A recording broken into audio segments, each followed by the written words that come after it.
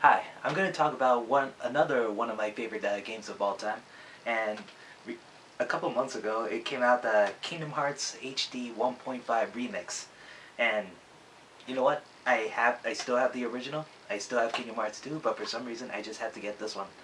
And as a GameStop exclusive or Square Enix exclusive, it came with this little tiny art book, which I just have to have, even though it's only a couple pages. Still pretty awesome. But it's a weird thing. When I first heard about this, I haven't really played that much Final Fantasy. Final Fantasy 9 was the first one I ever played. So after I played 9, I went from Final Fantasy 9 to 7 to 8 and then 10. And I consider 10 to be my most favorite out of all of them. And then my friends recommend me to play 4, and it turns out Final Fantasy 9 and 4 have basically the same story. So I love 4 as well. But when I first heard about this, I was reading the PlayStation magazine at the time that Disney and Square Enix are going to join to make this one. I honestly thought it was going to be terrible. But I think it came out in October, and 1 week later, one of my best friends recommended me to get it. So, you know what? I played it, and I loved it. It's it's a choice it was never it was just it's a choice I wish I made sooner. I wish I played it a week sooner. But at the time, I was still young. I was under curfew. I didn't really play games that much. I mostly worked on schoolwork, so I only played games for like 2 hours per Saturday at the time. So I spent over 50 hours on the first one, and my God, that's about 25 weekends. So you know what? I enjoyed the heck out of it. It had a surprisingly good story, and yes, it's a little bit kiddie, but honestly, it's kind of dark in most places. And it's Disney. I didn't expect it. It's awesome. It's cool. The worlds are great. My favorite one for the worlds is either Aladdin and Neverland. I think the Tarzan one was the one that left me the most disappointed. Alice in Wonderland was not bad. Um, let's see. Hercules was a very simple level. It's just nothing but the arena. It's just an arena with arena matches, but it's okay for what it is. I always loved Hercules the movie. And Hades was a great boss fight. Oh yeah, all the boss fights, all the famous Disney villains. That was perfect. Even though I thought Clayton was the weakest. My favorite though, Sephiroth was one of the most entertaining ones. Maleficent as a dragon, perfect.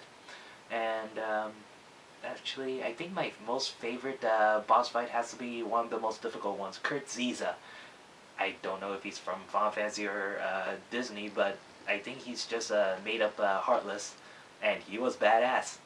Oh no no no! Sorry, my favorite one has to be the Devil. From the Night on Bald Mountain, the Fantasia one, and his music was perfect. And the thing is, I played it a bunch of times already, and now I finally got the HD 1.5 remix. I played it on Proud mode, which was hard mode, and I played it a bunch of times as normal mode when I first got it, and I thought it was a breeze. But Proud mode in this one, it was very difficult. Um, I'm stuck actually. I could not finish this thing. I'm almost near the end, right before Sora has to fight Ansem, and I could not beat it. I'm at level 54, I believe, and I cannot. It's forcing you to level grind basically, but the problem is that every enemy, including the normal ones, hits so much harder. After 3 hits, Sora is basically to 1 HP, and my God, it was frustrating. And because I'm still trying to beat it, but the problem is that it's way too difficult. And it also includes Chains of Memory, which was a very, very unique concept. I didn't think that a real-time card battle... I first played it on the Game Boy Advance, and honestly, it was too difficult for me. I did hate the Game Boy Advance controls, but when it finally went to the PlayStation, it was perfect. It was more smoother. But honestly, I finished Sora's story. I could not finish Riku's. Mostly because Riku, his card deck, you can't customize at all. And that sucked. That made it so much more difficult for me, even on easy mode.